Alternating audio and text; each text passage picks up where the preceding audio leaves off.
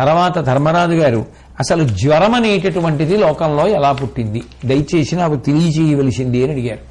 ఆయన అనేకమైన ప్రశ్నలు అడిగాడు. ఎన్ని రకాల ప్రశ్నలు అడిగినా అన్నింటికీ వెంటనే జవాబు చెప్పగలిగినటువంటి సమర్థత కలిగిన భీష్మాచార్యుడు మహానుభావుడు అక్కడ ఉన్నాడు కాబట్టి ఇన్ని ప్రశ్నలకి జవాబు చెప్పాడు.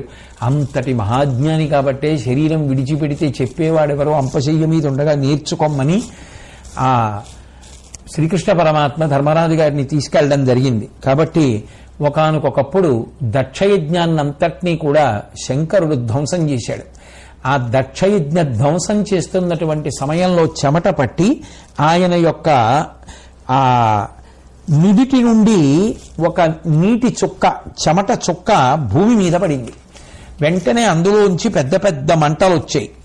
ఆ పురుషుడు ఎర్రటి నేత్రాలు, నల్లటి రూపు, ఊర్ధ్వముఖమైనటువంటి వెంట్రుకలతోటి ఒక పురుషుడు ఆ మంటలలోంచి జన్మించాడు. ఆ పురుషుడికి బ్రహ్మదేవుడు జ్వరము అని పేరు పెట్టాడు. పెట్టి పరమశివుణ్ణి ఉద్దేశించి, చంద్రశేఖర, ఈ పురుషుడు లోకమంతటా వ్యాపిస్తే జీవులు తట్టుకోలేవు, కాబట్టి ఈ జ్వరాన్ని ఒక్కొక్క ప్రాణికి ఒక్కొక్క చోట ఉంచితే ఆ బాధని తట్టుకోగలుగుతాయి. జ్వరం అంటేనే బాధ, కాబట్టి దీన్ని నువ్వు అట్లా వ్యవస్థ చేయవలసింది అని అడిగాడు.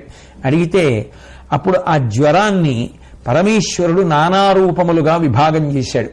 కాబట్టి ఆ విభాగం చేసినప్పుడు ఏనుగులకు తలనొప్పిగా మారింది, అట్లాగే పాములకు కుబుసంగా మారింది, గోవులకు గిట్టలలో నిప్పిగా మారింది, లేళ్లకు తమ రూపు తాము చూసుకోవడానికి ప్రతిబంధకంగా మారింది, గుర్రాలకు పక్క భాగంలో నీరసపడేటటువంటి లక్షణంగా మారింది, నెమళ్లకు ఈకలు ఊడిపోవడం అనేటటువంటి లక్షణంగా మారింది, కోకిలలకు కంటి సంబంధమైన వ్యాధిగా మారింది, చిలుకలకు వెక్కిళ్ళొచ్చే విధానంగా మారింది, మేకలకి మనోభ్రాంతి అయింది, పులులకు శ్రమ అన్న లక్షణంగా మారింది. అలాగే మనుష్యుల దగ్గరికి వచ్చేటప్పటికీ చనిపోవలసినటువంటి సమయంలోనూ పుట్టేటటువంటి సమయంలోనూ కూడా ఆవహించేటటువంటి ఒక బాధతో కూడుకున్న విధానంగా మారింది.